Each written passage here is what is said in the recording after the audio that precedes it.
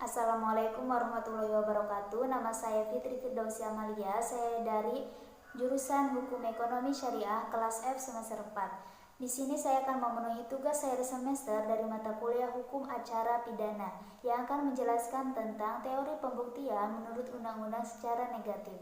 Langsung ke pembahasan, bahwa pada prinsipnya sistem teori pembuktian menurut undang-undang secara negatif ini menentukan bahwa hakim hanya boleh menjatuhkan pidana kepada terdakwa apabila terdapat alat bukti yang secara limitatif ditentukan oleh undang-undang dan didukung pula oleh adanya keyakinan hakim terhadap eksistensinya alat bukti tersebut.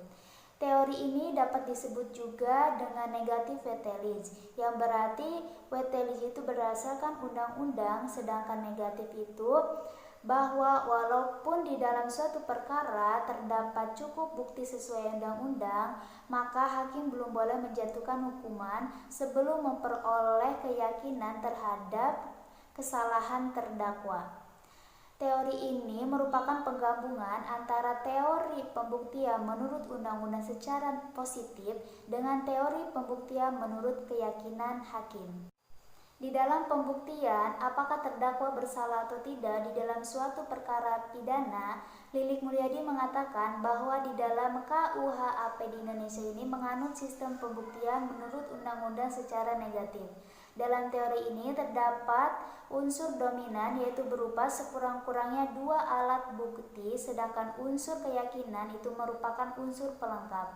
Jadi, dalam menentukan seorang terdakwa bersalah atau tidak, haruslah kesalahannya itu dibuktikan dengan sekurang-kurangnya dua alat jenis bukti yang tertuang di dalam KUHP pasal 183 yang berbunyi, hakim tidak boleh menjatuhkan pidana kepada seorang kecuali apabila dengan sekurang-kurangnya dua alat bukti yang sah, ia memperoleh keyakinan bahwa suatu tindak pidana benar-benar terjadi dan terdakwalah yang bersalah melakukannya.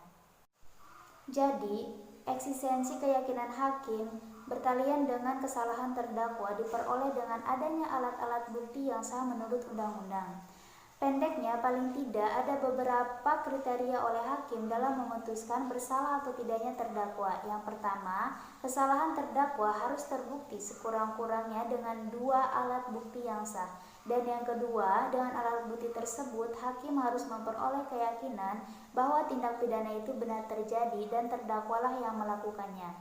Dalam hal ihwal keyakinan hakim, maka harus ada tiga hal yang dibentuk. Yang pertama, keyakinan bahwa tindak pidana benar terjadi sebagaimana yang telah didakwakan oleh JPU, dan yang kedua, keyakinan bahwa terdakwa benar melakukannya, dan yang ketiga, bahwa keyakinan terdakwa dapat dipersalahkan atas tindak pidana yang dilakukannya.